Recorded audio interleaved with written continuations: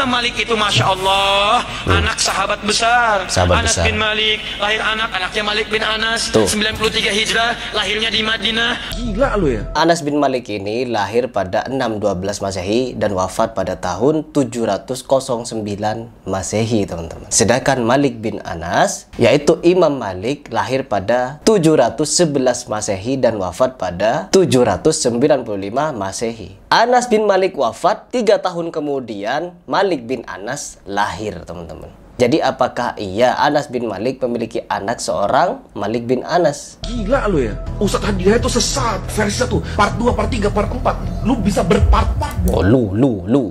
Part demi saudara lu doang tuh. Saudara lu doang, saudara.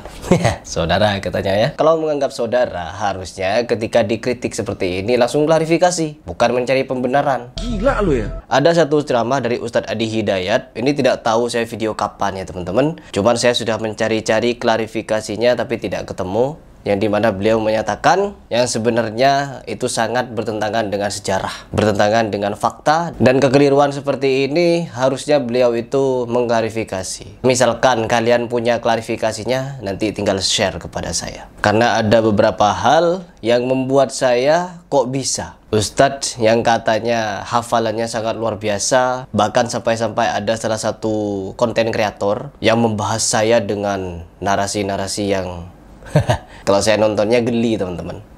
Marah-marah, nunjuk-nunjuk, teman-teman. Nunjuk-nunjuk, membela Ustadz Adi Hidayat. Aib saudaramu sendiri diungkit-ungkit. Bukan aib itu, Bapak. Itu adalah suatu kebanggaan bagi dia. Karena apa? Dia tidak mengklarifikasi aibnya. Seandainya itu memang aib ya, kesalahan. Kan kalian tahu mencari-cari kesalahan. Kan memang itu salah. Kalian tahu kalau itu salah. Tapi kenapa kalian mesti bela? Pertanyaan di situ. Dan sekarang sebelum kita masuk kepada apa yang ingin saya bahas, coba kita simak seperti apa video marah-marahnya orang yang cinta buta terhadap Adi Hidayat dan memberikan narasi-narasi konyolnya.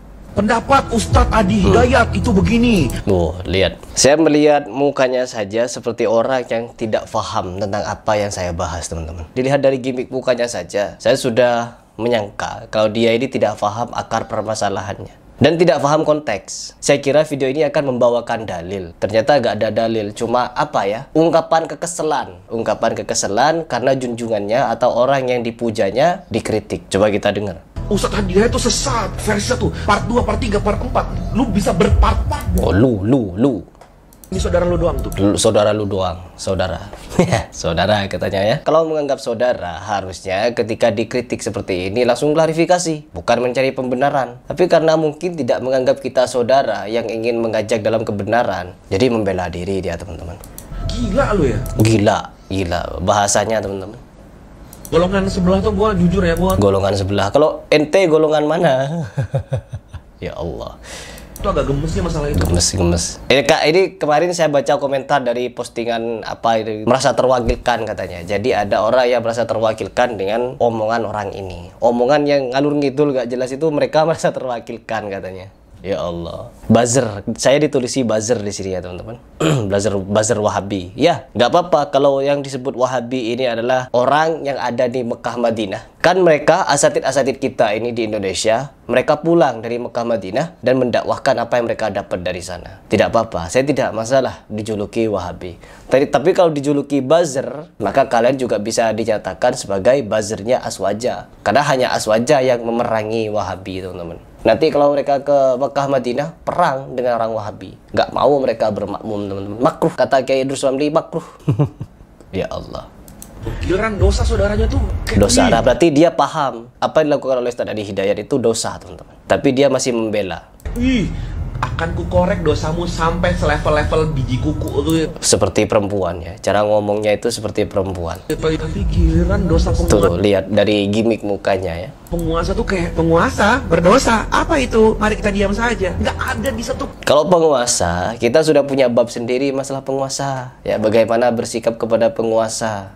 Dan kalau kepada ulama yang merasa benar sendiri, tidak mau dikritik pendapatnya, kita juga punya sikap. Yang dimana kesalahan ulama itu jauh lebih berbahaya daripada kesalahan seorang amir, seorang pemimpin negeri. Nah, apalagi ulamanya salah tapi mengaku benar. Nah, itu baru perlu kita kritisi. Sebagaimana dari zaman dahulu, dari zamannya Umar bin Khattab, bahkan zamannya Nabi pun pernah dikritik.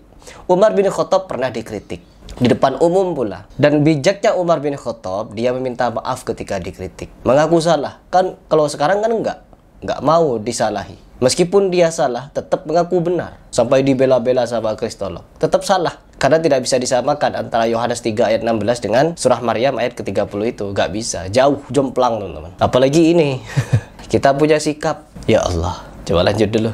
Dan di satu postingan lu, satu feed lu aja nggak ada, di satu judul. Ya feed lu. Kalau antum nonton video saya ketika Capres 01, 02, 03, ketiganya karena mereka belum memimpin negeri ini, mereka belum menjabat, itu saya kritik habis-habisan. Prabowo, saya bahas itu habis-habisan. Anies Baswedan, saya kritik habis, saya kritik pedas kalau kepada Anies. Ganjar, sama, saya kritik pedas juga. Ketiga kubu ini pernah saya kritik juga habis-habisan karena mereka belum menjabat. Setelah lepas dari masa pemilihan, saya nggak kritik-kritik lagi karena Prabowo sudah menang. Jadi selesai, ya sudah selesai. Tinggal ke depannya bagaimana teman-teman. Ya di sini kalau kita melihat ini ya sekedar emosi buta ya, emosi buta, nggak paham konteks. Di satu judul podcast pun nggak ada. Oh, karena ada dalil nggak boleh mengkritik pemerintah. Memangnya nggak ada dalil menjaga aib saudara? Menjaga aib saudara. Misalkan nih saya punya aib, terus yang tahu aib saya cuma Anda. Kalau Anda menyebarkan aib saya ke orang banyak, yang dimana orang banyak itu tidak tahu tentang aib saya, itu namanya ghibah, Bapak. Itu namanya menyebarkan aib saudara. Tapi kalau Adi Hidayat, tidak, bukan aib pribadi, tapi fatwa. Fatwa yang menyimpang. Ketika ada orang berfatwa menyimpang, maka wajib kita untuk mengkritiknya. Karena yang menjadi korban bukan dirinya sendiri, tapi orang banyak. Asy-Syu'ara, surah pemusik, muncul Quranic song, mencampur adukkan antara hak dan yang batil. Itu dampak dari fatwa ngawur. Dan kita tidak boleh diam-diam di dalam mengkritik itu. Harus terang-terangan. Sebagaimana ulama terdahulu menulis kitab. Ketika kitabnya dibaca oleh ulama lain, ada yang menyimpang dari Quran dan Sunnah, dikritik. Lalu lewat kitab juga. Tulisan dilawan dengan tulisan. Video yang tidak bisa direm di media publik, maka kita harus membalasnya dengan media publik. Itu bukan aib, tapi itu memang kesalahannya berfatwa. Pahami konteks Bapak. Jangan hanya dengan emosi buta, sebagaimana Anda cinta buta kepada public figure tersebut. Saya dulu juga cinta kepada Ustaz Adi Hidayat, sebelum saya tahu kalau beliau mengakui guru sekumpul waliyun min auliyaillah itu. Sampai surah Asy-Syu'ara, sampai yang surah Maryam ini. Sudah berapa kesalahan, tapi dia masih mengaku benar dan Anda masih buta. Kemana mata Anda? Ya Allah. Udah ya. Ini hanya satu yang ingin saya paparkan kepada kalian. Dan sisanya saya ingin membahas satu video yang dimana Ustadz Adi Hidayat lagi membuat kesalahan, yaitu menganggap Imam Malik anaknya dari seorang sahabat Anas bin Malik. Coba kita simak videonya. Imam Malik itu Masya Allah, anak sahabat besar. Anas bin Malik, lahir anaknya Malik bin Anas. 93 Hijrah, lahirnya di Madinah, tumbuh di Madinah, besar di Madinah, jadi mufti di Madinah, wafat di Madinah, dikenal dengan Imam Madinah, Darul Hijrah, Imam Madinah. Ya. Benarkah Imam Malik anak dari sahabat Anas bin Malik? Ini pertanyaan. Dan saya sudah membaca data-datanya teman-teman. Yang dimana Anas bin Malik ini lahir pada 612 Masehi dan wafat pada tahun 709 Masehi teman-teman.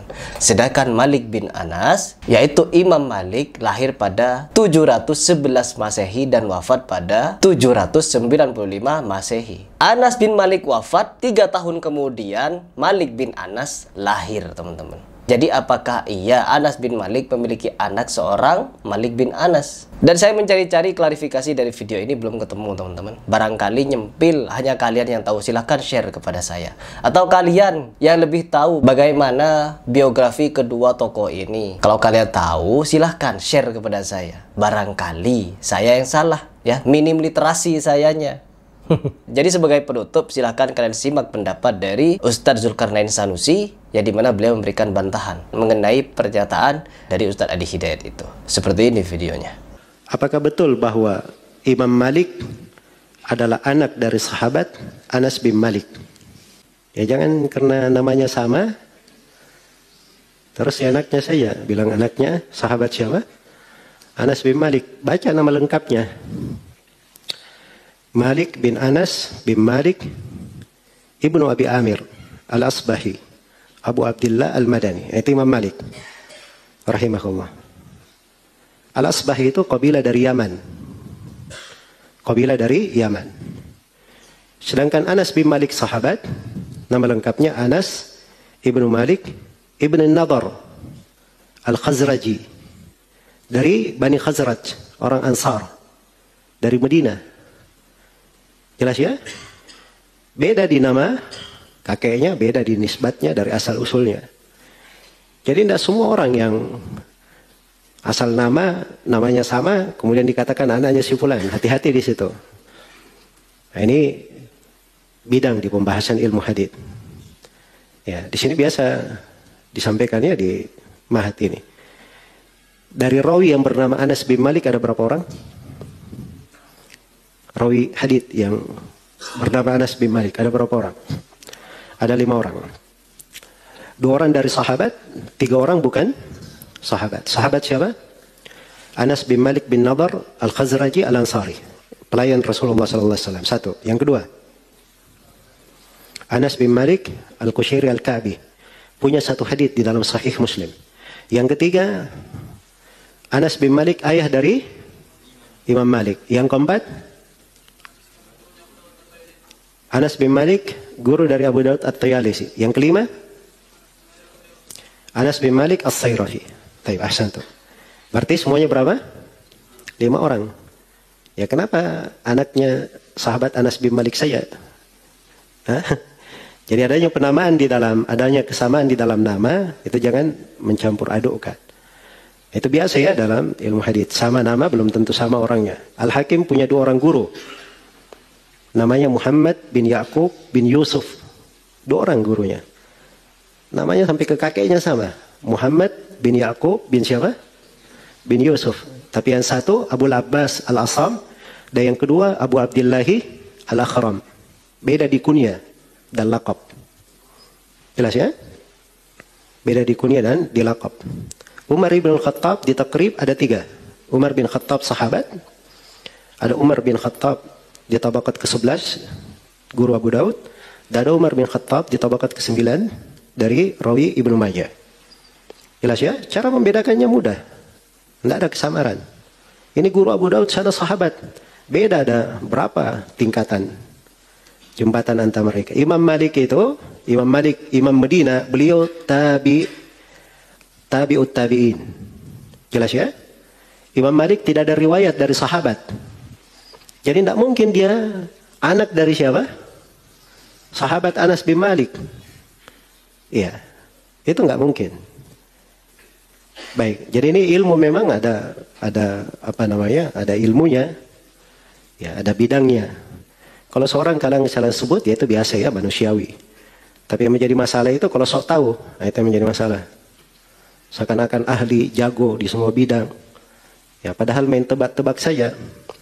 Nah, ini repot namanya. Karena itu dari dahulu para ulama ingatkan, man takallama fi ghairi fannihi atabil ajaib. Siapa yang berbicara bukan di bidangnya, dia akan mendatangkan hal-hal yang apa? Hal yang ajaib, menakjubkan. Nah, biasanya seperti itu. Ya. Jadi kalau misalnya sebagian orang punya keahlian menyebutkan nomor hadits, ini hadits di nomor sekian riwayat Abu Daud, sebutkan haditsnya. Kalau orang awam ya bagus saja kalau orang awam. Tapi kalau orang belajar kadang itu tidak lucu yang seperti itu. Sebut riwayat Abu Daud, padahal haditsnya ada di dalam riwayat Bukhari dan Muslim. Walaupun dia sebutkan nomornya di mana, halamannya di mana, letaknya di mana, itu diketahui oleh penuntut ilmu. Karena itu bukan pada tempatnya namanya. Jelas ya? Jadi secara umum seorang itu dia bicara pada hal yang biasa saja, pada bidang yang dia tekuni. Jangan dia masuk ke dalam hal-hal yang seorang itu tidak menekuni di dalamnya. Dan namanya kesalahan, semua orang mungkin salah. Itu lumrah pada manusia. Semoga Allah memberi taufik pada semuanya.